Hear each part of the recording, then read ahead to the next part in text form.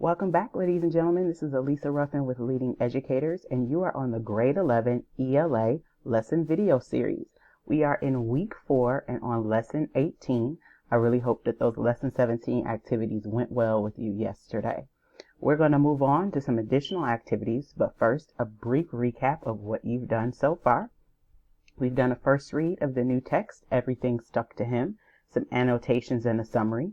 You've also done a close read, annotations, identified the theme, created hopefully a really interesting meme or image that reflects that theme.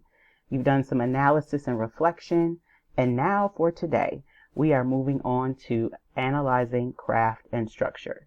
You may be familiar with that from last time, this idea of taking off the reader's lens and putting on the writer's lens to examine some of the choices that the author made in the story. And this story has a lot of those craft and structure ideas to unpack, so let's get going. First, always remember though, that you're going to share the learning that you do today with a family member, friend, or caregiver, that you're going to use a page from the text to do those weekly fluency activities, and that you're doing an additional 20 minutes of leisurely reading based on a text of your choice. Don't forget those important things after you've accomplished all you need to do today. You also know that we have another order of business to handle, and that is our riddle of the day. So gather those around that typically come around, get ready, warm your brain up, rub those temples, and we're going to launch into our riddle. I am an odd number. Take away a letter and I become even. What number am I? I am an odd number. Take away a letter and I become even. What number am I? So I'm going to pause and give you some time again to think, for you to pause the video if you need to, discuss and debate with those around you, or just contemplate very deeply, but avoiding spoiling it on Google. I'm going to take a beat, and the answer is 7. I'm an odd number. Take away a letter and I become even. What number am I? 7. If I drop the S off of 7, I've got the word even. Another clever one. And another one that's probably better, written. Now that we've gotten our brains all warmed up, let's get raring to go with those lesson activities for today. Let's jump into some craft and structure, shall we? So first things first, let's make sure you have all your materials. You need the text, Everything Stuck to Him. You need your learning packet, the Week 4 Lesson 18 note catcher, pen or pencil, and as always, your smartphone or device is optional if you want to access the text digitally. A reminder about the background information related to this text is written by Raymond Carter. We know the setting is in Milan, Italy around Christmas time. And we know that we're focusing on the essential question for the unit that's carried through all the texts we've read so far. What do stories reveal about the human condition? And the guiding question for this specific story, what impact can age have on a relationship? And you've talked a little bit about age and maturity related to yourself in your learning over the past couple of days. So we're going to continue that as we move on. Learning targets for today. I can explain how the author uses descriptive language and dialogue to develop the plot, characters, and themes of the story. And I can describe the impact that the author's representation of the characters in the story has on the reader. So again, reader's lens off, writer's lens on, and we begin to examine the strategies and techniques that the author is using, evaluate some of the decision making so we can see how he's crafted the story for us. As always, we're going to do our read, think, talk, write protocol and close with a wrap-up activity. You're going to skim through Everything Stuck to Him again to make sure that we're examining the text at a different level.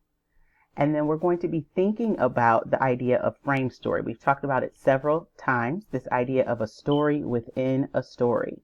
So in your think section for today, remember, a frame story is a narrative that consists of 2 parts, an introductory story and an internal story. Those are the official terms for them. Now we're going to use them. The narrative begins and ends with the introductory story, so it's like a sandwich, right? And that story frames the internal story like bookends or like a sandwich. In which paragraph does the internal story begin? So that has you going back to the text and figuring out where does the introductory story begin, which you've done in a previous lesson, and when does the internal story start? How do you know? So you're going to look at evidence from the text to figure out how you know that we've transitioned from the intro story to the internal story, and make sure that you record your answer in the note catcher.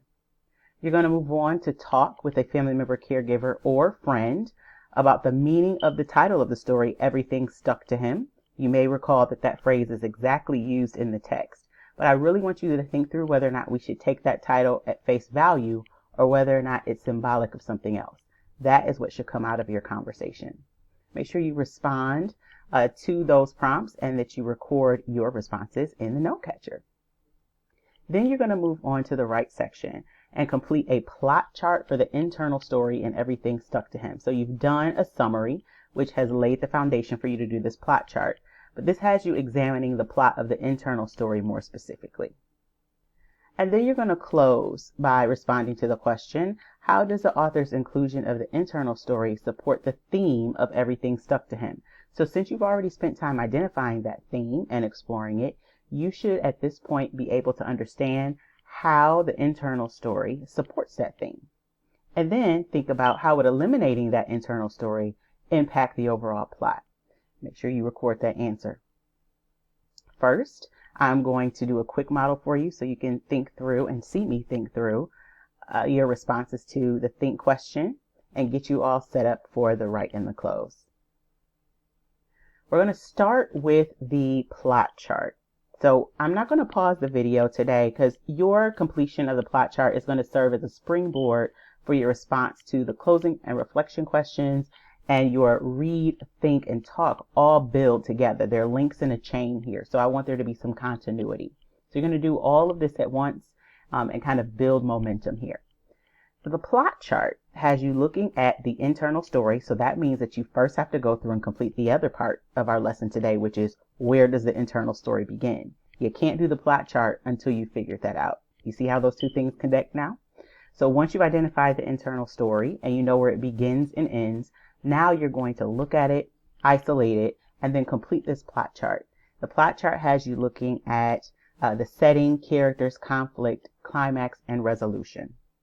In order to complete the plot chart for the internal story, again, you have to know where it begins and ends, and you've already done that. You should also keep in mind the connection between the internal plot and the frame story. How are they related to one another? Do any aspects of the plot overlap? If so, where? And completing this chart is really going to help you flesh that out. So for example, are there any parts of the setting, characters, conflict, climax, or resolution from the internal story that overlap with the frame story or the introductory story? I want you to start thinking about those things because they will, again, help you as you progress through the next activities. So that's how you're going to approach that right section, and that's how the other activities for today, your think and talk, connect and help build the foundation for you to do this plot chart. Once you've completed the plot chart, you're going to move on to the closing activity for today. And in this closing activity, you need to reflect on how does the author's inclusion of the internal story support the theme of Everything Stuck to Him? How would eliminating the internal story impact the overall plot? And you're going to record your answer in the note catcher. So let's talk about that in more depth.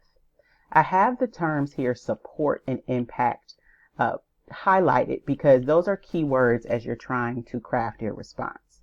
So first, I think I need to go back to my reflection response on the theme from a previous lesson and think through how that theme in particular is connected to the plot of the internal story. And I also need to think about how that internal story helps to reveal that theme. So if I go through the thought process that I went through to identify the theme in the first place, I wonder how much of the evidence I used to support my answer actually came from the internal story. That being said, it's a really good place to start when responding to this question of support. If my evidence related to the theme is rooted in the internal story, then that is how it supports the theme. Also, the term impact. How would eliminating the internal story impact the overall plot? Now that you've done the plot chart for the internal story and you've started thinking about, as I suggested, how those plots interact and overlap, what aspects of the plot of the internal story and the introductory or frame story overlap. Now I can think about what things would look like and how it would read if I were to remove that internal story. What do I lose? What do I gain? How does the internal story give the reader insight about the relationship of the characters in the frame story? My response should be focused on this idea of cause and effect of the inclusion of the internal story. Right? So because the internal story is included, for example, the effect or the impact, going back to the first question in the close, the effect or the impact is, and by now, you should have thought through that. And now that I know the impact, I should be able to reverse that and go backwards. So if I know what the impact is when it's included, I can really think about what the impact would be when it's not included, what I will lose. So that's the type of thinking that I suggest that you use when you're engaging in all of the lesson activities for today, from the read, think, talk, all the way on to the write and close. And this should set you up really nicely to get going on that. Remember, this particular activity, one leads to the next. So you can't skip over. You're going to have to do this in a really logical linear order here, because each successful completion of a phase of an activity is going to set you up for completing the next part. It is your turn. I have complete faith in you that you can do this. And as always, if you have any questions or concerns and you need some additional clarity, you can pause and replay this video as many times as necessary. And if you get really stuck, you can email a teacher for support using the information provided. And finally, when you're successful, as I know you will be, remember that you need to share your learning with a family member, friend, or caregiver. You need to complete the weekly fluency activity using a page from the text and do an additional 20 minutes of reading a day for fun of a text of your choice. All right, ladies and gentlemen, we have come to the end of a lesson. I look forward to seeing you again, and I thank you for your time and attention.